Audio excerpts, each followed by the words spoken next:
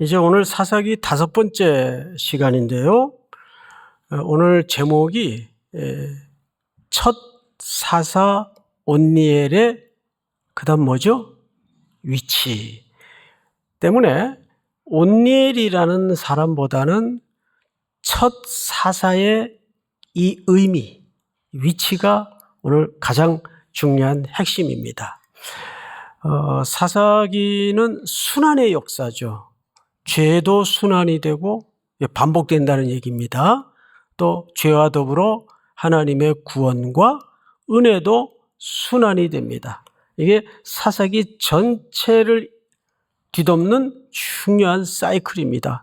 자, 그런데 여기서 우리가 한 가지 생각해 볼 것은 특별히 오늘 첫 사사로 등장하는 온니엘은 굉장히 설명이 의도적으로 절제되어 있어요.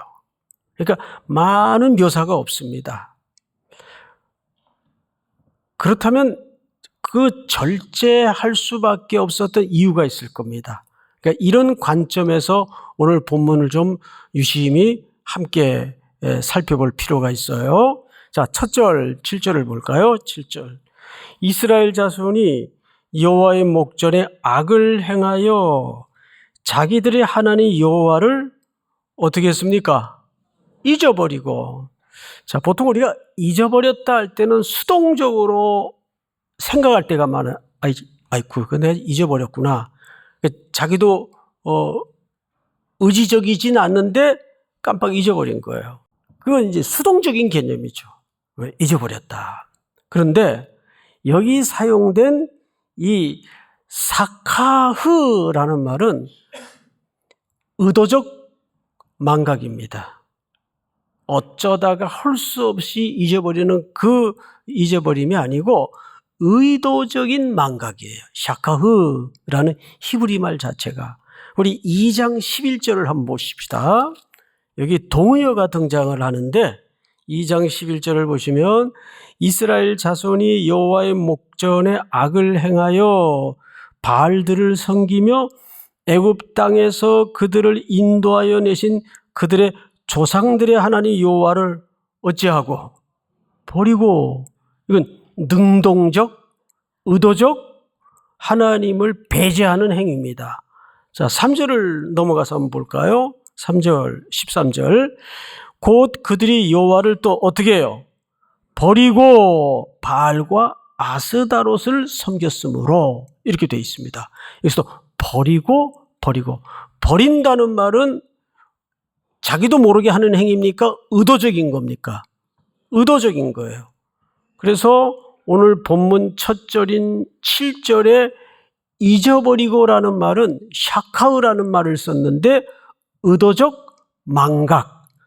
다시 말해서 버리고라는 말과 동의어로 사용이 됩니다. 자, 그러면 이유가 있을 거 아니에요. 하나님을 그냥 어쩌다가 잊어버릴 수 있겠죠. 인간이니까, 약하니까.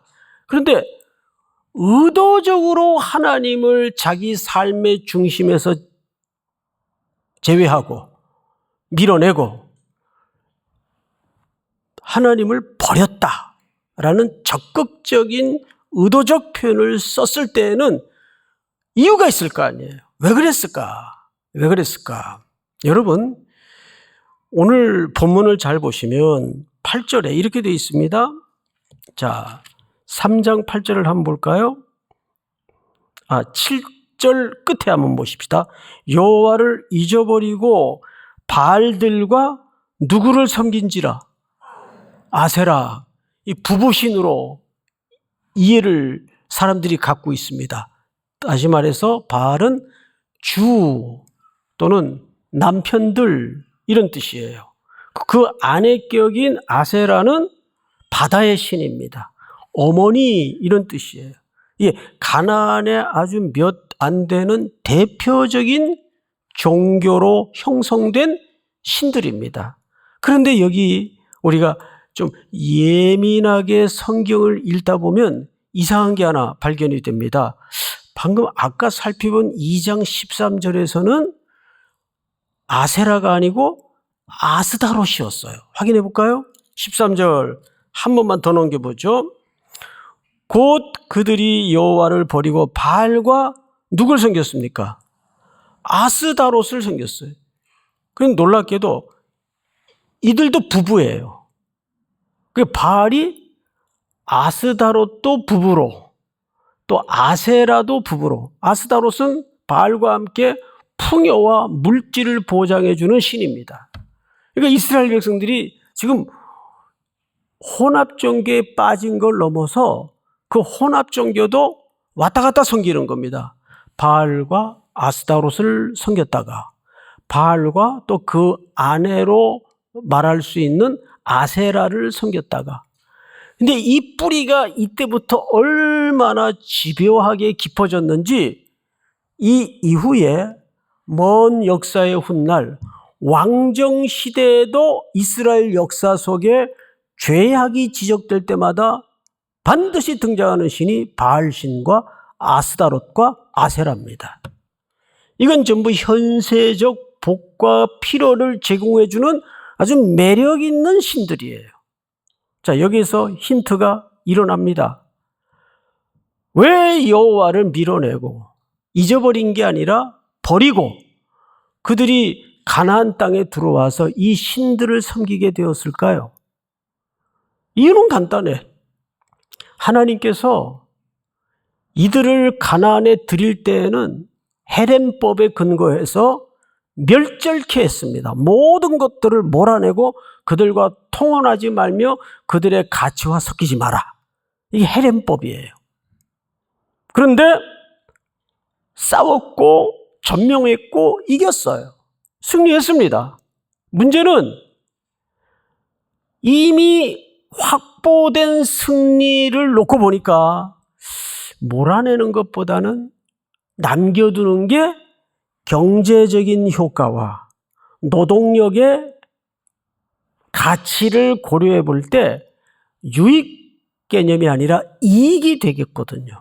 그래서 그냥 슬그머니 타협을 해서 남겨둡니다. 근데 역사라는 게 왜 무섭습니까? 그렇게 남겨두었던 것들이 처음에는 아주 별거 아닌 것처럼 남겨놨어요. 이건 뭐 힘으로도 찍어 누를 수 있는 거니까 큰 문제 안 돼. 우리가 이긴 상황인데 뭐. 나중에 이 불순종의 뿌리들이 자라고 자라서 훗날에는 이들의 주인 노릇을 하게 됩니다. 남겨둔 결과를 하나님이 보여주세요. 너희들이 불순종했던 이 남겨둔 것들이 얼마나 거대한 결실로 역사 속에 일어나서 너희들을 혹독하게 가시 역할을 할 것인가, 너희들의 올무가 될 것인가. 이제 너희도 통제할 수 없는 죄악의 세력으로 일어날 것인가. 이거 오늘 본문의 핵심이에요. 여러분, 우리 현대적인 삶 속에서도 이런 현상들이 있습니까? 없습니까? 굉장히 많아요. 어마어마하게 많습니다. 우리 삶의 전반에 깔려 있어요. 처음에는 그냥 문화라는 영역으로, 예능이라는 이름으로 딱 처음에 화면에 등장할 때는 별거 아닌 것처럼 생각이 돼요. 그런데 자꾸 보고 자꾸 접하고 익숙해지고 판단을 흐리게 만들고 하면 어느새 우리 삶 속에 깊숙이 내가 더 이상은 통제하거나 제어할 수 없는 거대한 세력으로 일어나서 우리의 삶을 꽉 틀어지고 이제 우리에게 주인 노릇을 하게 되는 거예요. 그러니까 이미 이스라엘은 이방 신들을 섬기는 과정에서도 두 가지. 첫째는 거기에서도 신학적 혼란이 일어났고, 그래서 여러분, 신앙 전에 신학의 가치가 굉장히 중요한 겁니다. 두 번째는 그들이 불순종해서 남겨두었던 것들이 어떻게 그들의 주인 노릇을 하게 되는가. 결국에는 이걸 오늘 성경이 드러내고 대조시키고 있는 겁니다. 그래서 여러분, 부분적인 순종은 순종 아닙니다. 순종은 온전히 순종하는 게 참된 순종입니다. 신앙이라는 것은 적당하다는 개념은 있을 수가 없어요. All or nothing. 전부 아니면 전무입니다. 하나님이 우리를 향해서 어떻게 표현하셨는가 하니 질투하기까지 우리를 사랑하신다 그랬어요. 그 말은 딱 한마디로 그림을 역사 속에 보여주셨죠. 아들을 내어놓으세요. 이거 적당히 사랑한 겁니까? 하나님이 전부를 사랑한 겁니까? 전부를 사랑했어요. 그 정도로 표현이 다 안 되죠. 여러분, 하나님이 독생자를 내놓으셨다는 것은 자신을 내놓은 것보다 더 힘든 결정이었어요. 여러분 생각을 해보세요. 차라리 내가 죽는 게 낫지. 아들을, 자녀를 희생하는 게 쉽겠어요? 내가 죽는 게 낫지. 하나님의 마음인들 왜 안 그러셨겠습니까? 그런데 아들을 내어놓으세요. 그것도 아주 독생자, 스페셜한 아들을 우리를 위해 내어놓으셨습니다. 하나님도 우리를 향해서 적당히 하지 않았어요. 전부를 내놓았다. 그러니까 순종도 부분적인 순종은 순종 아닙니다. 하나님 앞에 언제나 단호하고 선명하게 올인하는 신앙의 색깔을 견고하게 붙들기를 축복합니다. 성경을 다시 보십시다. 3장 8절을 보세요. 여호와께서 이스라엘에게 진노하사 그들을 메소포타미아 왕 구산 리사다임의 손에 파셨으므로 이스라엘 자손이 구산 리사다임을 8년 동안 섬겼더니 하나님이 파셨다. 8년 동안 그들을 섬겼다. 그들이 남겨두었던 죄악의 뿌리가 어디까지 영향력을 끼쳤는가 하면 유프라테스와 티그리스 강의 문명의 발상지인 메소포타미아까지 영향을 끼쳤어요. 넘어서서 거기에는 문명의 발상지뿐만 아니라 구산 리사다임이라는 왕이 등장을 합니다. 메소포타미아 왕으로 소개가 되죠. 근데 이 구산 리사다임은 사람 이름이 아니에요. 구산이라는 말은 지역 이름을 얘기합니다. 구산이라는 지역에 리사다임 2배로 폭정을 하는 악한 왕. 그러니까 폭정을 가하는 악한 왕의 사실 시대적 별명이에요. 근데 얼마나 포악스러운지 일반 포악보다 2배가 더 포악스러워요. 그 메소포타미아 왕에게 이스라엘을 팔아넘기십니다. 표현은 이렇게 했는데 사실은 이 결과는 누가 뿌린 겁니까? 그들이 불순종해서 남겨놓은 열매들이에요. 그리고 나중엔 그들이 이 이스라엘을 좌지우지하는 거래 대상물로 삼습니다. 팔아넘기고 8년 동안을 그들에게 조공을 바치고 그들에게 노예 생활을 하게끔 만들어버려요. 이건 하나님의 징계라는 넓은 범주에서 하나님이 직접적인 징계보다는 그들이 스스로 자업자득하고 뿌린 열매라고 생각하는 것이 맞습니다. 우리의 가정도 개인도 역사도 나라라는 공동체도 마찬가지예요. 그래서 항상 우리 기독교인들에게 아주 필요한 것은 역사 인식입니다. 그 참혹한 역사 또는 하나님의 은혜를 잃어버리면, 버리게 되면 어떤 결과를 맞게 되는가, 여기에서 우리가 선명하게 본문을 통해 만날 수가 있는 거죠. 9절을 한번 같이 읽어볼까요? 9절 시작. 이스라엘 자손이 여호와께 부르짖음에 여호와께서 이스라엘 자손을 위하여 한 구원자를 세워 그들을 구원하게 하시니 그는 곧 갈렙의 아우 그나스의 아들 온니엘이라. 드디어 사사기의 첫 사사가 오늘 9절에서 소개가 됩니다. 소개되기 전에 우리가 9절 전반부를 유심히 볼 필요가 있어요. 이스라엘 자손이 여호와께 부르짖음에, 자, 앞을 한번 봐주실까요? 이스라엘 자손이 누구에게 부르짖었다고 기록되어 있습니까? 여호와께 부르짖음에. 이게 뭐가 이상하다 그러지? 이상하죠. 그들은 지금 누굴 섬기고 있습니까? 바알과 아스타롯과 아세라를 섬기고 있어요. 그럼 당연히 그 시대적 맥락대로라면 지금 이스라엘은 이렇게 가혹한 역사의 심판 아래 놓여져 있을 때 당연히 마땅히 누구에게 부르짖어야 옳습니까? 바알과 아스타롯이나 아세라에게 부르짖어야 옳아요. 그리고 여기 부르짖었다는 말도 미안하지만 회개했다는 말이 아니에요. 그냥 고통에 나오는 절규 같은 겁니다. 이스라엘은 사사시대에 단 한 번도 옳은 회개를 한 적이 없습니다. 우리 그리스도인들도 그렇잖아요.